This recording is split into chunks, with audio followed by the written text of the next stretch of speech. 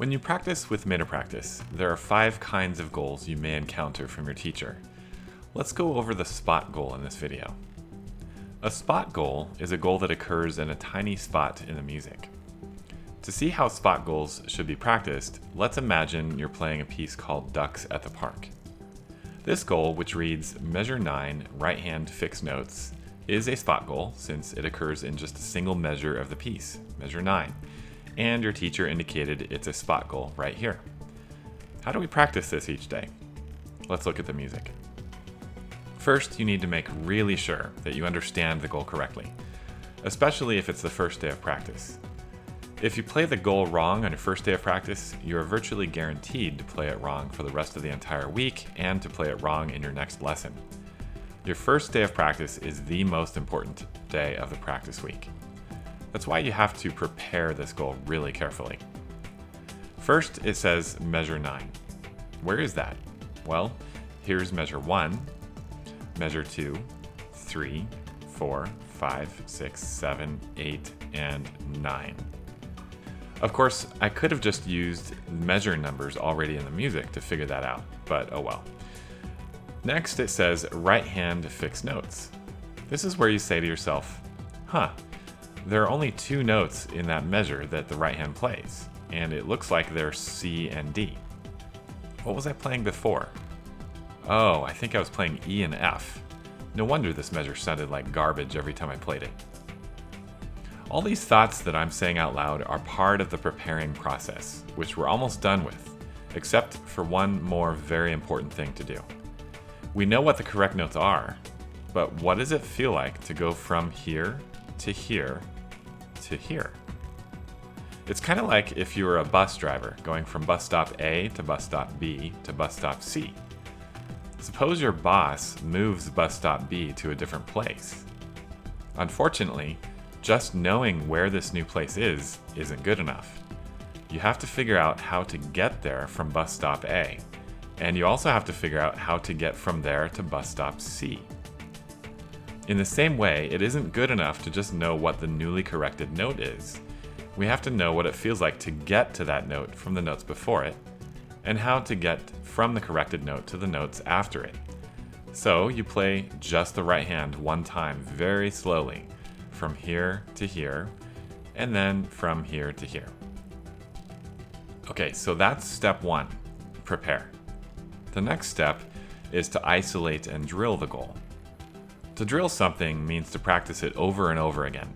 It would be silly, wasteful, and even damaging to drill the entire piece over and over again right now. Students who do this will often forget about the goal in measure 9 by the time they finally get there after playing measures 1 through 8.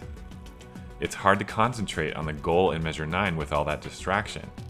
Plus, it takes way too long to practice these first 8 measures. Students who do this don't do as much drilling as students who practice fewer measures. That's where isolating comes in. When you isolate the goal, it means you practice just a small section of the music around the goal. For some pieces, isolating means anywhere from 2 to 8 measures, depending on how complicated each measure is. In this piece, we're isolating a little over 3 measures.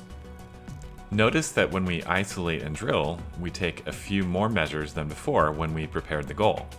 We want to take a small enough section to make sure our repetitions don't take too long, but large enough to make it a little more challenging than when we prepared the goal.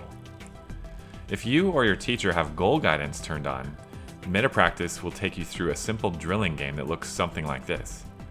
Here you see the goal, and here you see the points, which in this case start at 2. Each time you drill the goal correctly, you tap the thumb up button, giving you another point. And when you drill the goal incorrectly, you tap the thumb down button. Be sure to use this button honestly. The more honest you are in reporting correct and incorrect repetitions, the more skilled you will become. Use the pause button if something pulls your concentration away from practicing, such as going to the bathroom or getting a snack. But even if goal guidance is turned off, or if your teacher doesn't tell MetaPractice which goals are spot goals, at least now you know what isolating and drilling are all about. How do you know when you've done enough isolating and drilling? By the end of the week, it should be a habit. That's how you know. Just being able to play the goal correctly isn't enough. Playing it correctly needs to feel easy and natural. You should be able to do it right even with very little concentration. So that's it for isolating and drilling. Now for the final step, test yourself. Now that you're really good at getting the notes in measure 9 correct when you play measures 7 through 10, it's time to see if you can still do it correctly when you play the entire piece. If you get to measure 9 and mess up, you should go back to step 2 and do some more isolating and drilling. Also, if you have more than one spot goal in this piece, it's okay if you want to wait to test yourself until you've prepared, isolated, and drilled all of your goals for this piece. Those are the 3 steps to practicing a spot goal. Altogether, you can remember this as PIT practicing. Prepare, isolate and drill, and test yourself. Neglecting any one of these steps can easily cause a student to play the goal wrong in the next lesson.